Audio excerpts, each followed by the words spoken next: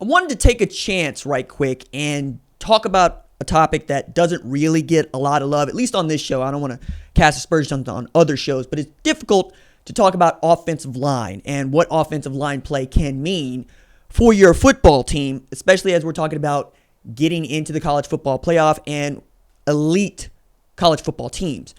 I think one of the things that we take for granted is that the Joe Moore Award is awarded to one of the top teams in college football, let alone the best offensive line in college football. When Michigan would win this thing, we're talking about a Michigan team that is contending for the national championship and is winning the Big Ten championship. When LSU won this thing in 2019, there was some, animosity about how good that offensive line was or wasn't, but that team won a national championship.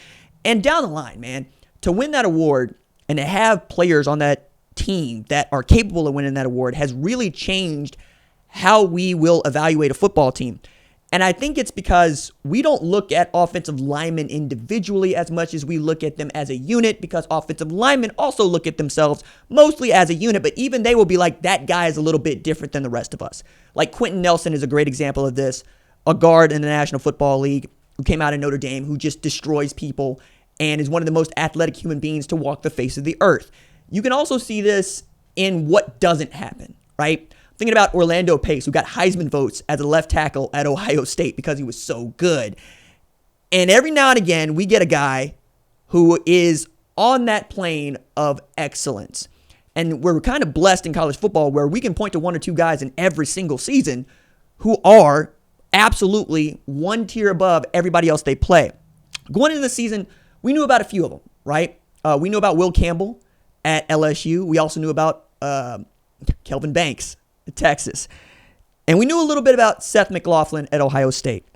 But I think what is really impressing me about those three guys is that I can make an argument that those three guys are among the 10 best players of the 2024 season so far, given what they have meant to winning and what position they occupy against what is traditionally one of the toughest positions to play offensive football against.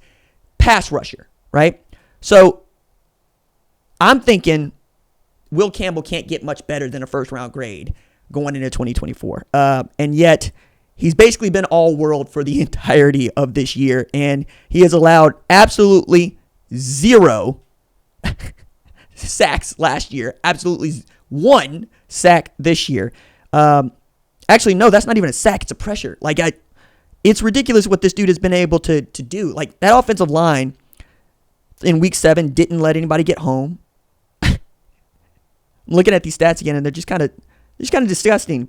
Knowing also Garrett Nussmeier is going to sling the ball, and they're in a position now where they got to throw the ball down the field. They have to stretch the field because they're just as depleted at tailback as Texas is, which is another thing I want to get to. But Caden Durham has kind of showed up and been the guy for them while Garrett Nussmeier tries to figure it out and will them into victories. And that LSU team has an opportunity to beat Arkansas this weekend and continue to really be in the hunt for the SEC championship game. You know, they still got Alabama to play, but it is a really great spot for Brian Kelly to be in that LSU team, mostly on the strength of what they got at the bookends.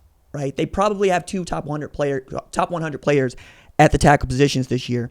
And then, again, I made mention of this, but what Kelvin Banks has meant to winning at Texas is, I think, put him on a tier of one of the most underappreciated Texas Longhorns maybe ever, if you take into account what appreciated Texas Longhorns look like, right? So we're talking Vince Young is at the top of the list on that one. Then you can make an argument for Ricky Williams, Cedric Benson, Jamal Charles, Earl Campbell. We can keep going down the line on guys that we think are great that went to the University of Texas. Derek Johnson also comes to mind. I could keep going here, right? They've had some dudes that come through Texas, and I know here of late, Texas fans and I ain't been seeing eye to eye. Really don't understand that part because I'm telling you what I think, and I do think you got a really great football team.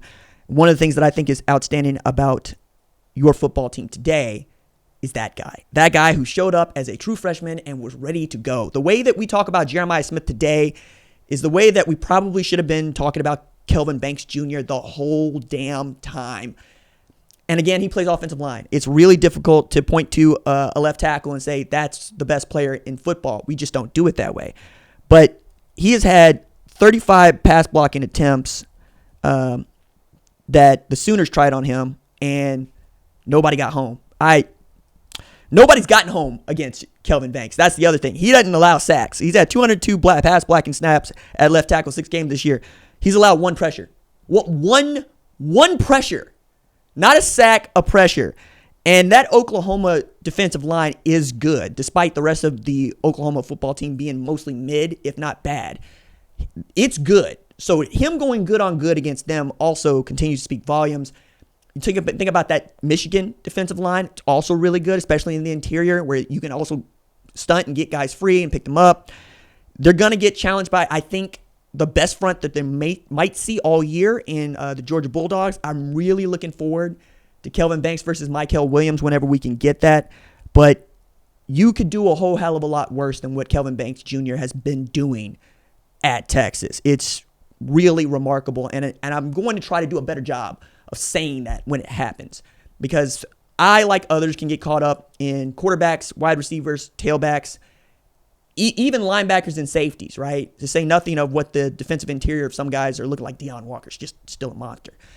Or Kyle Kennard at South Carolina, who's also been just amazing. He's got 7.5 sacks through the first half of the season, meaning that he could get to the highest tally that a South Carolina Gamecock has had since Jadeveon Clowney had, I think, 13, like 27, or not 2017. It's been a little bit further back than that.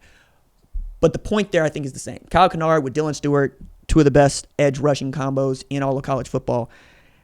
I'm just kind of floored that we don't talk as much about Seth McLaughlin this year. I was really hard on Seth McLaughlin last year. Snaps is what I nicknamed him, because he would have these bad snaps, and he had a bad snap in the overtime loss to Michigan in the college football playoff. He transfers to Ohio State, and I'm like, I don't know about this. You got a guy that can't even get the snap right. Creed Humphrey had snap infractions too, like bad snaps, not snap infractions. He had bad snaps too.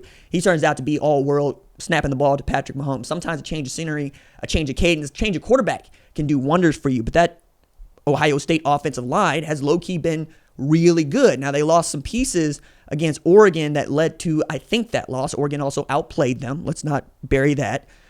But they're averaging like 5.9 yards per rush this year.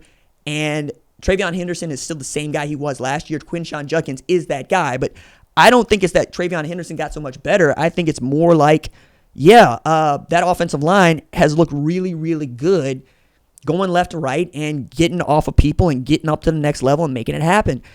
I'm also looking at how many times Will Howard has had to run for his life, and it's really not that many times. Like I'm amazed that changing up the center has allowed for so much more to fall into place for that Ohio State offense. I also need to do a better job of pointing that out, right? I need to do a better job of pointing out that the offensive line, in particular at the center and tackles positions, has been at times outstanding, even better than some of the skill play that we've seen from some players that we talk a bunch about. Me specifically, Jeremiah Smith I talk a bunch about, Ryan Williams talk a bunch about, Quinn Ewers. I keep going on and on here. Like, I've been on the Will Howard bandwagon for some time.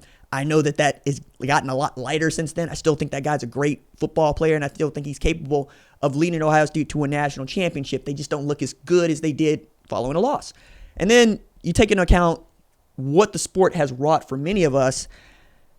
I'm excited about the second half of the football season. And I thought this was a good place to kind of reset, throw out what was, frankly, a crappy content week from me just this past week, and see what we can do from here. If you liked the video, please consider subscribing.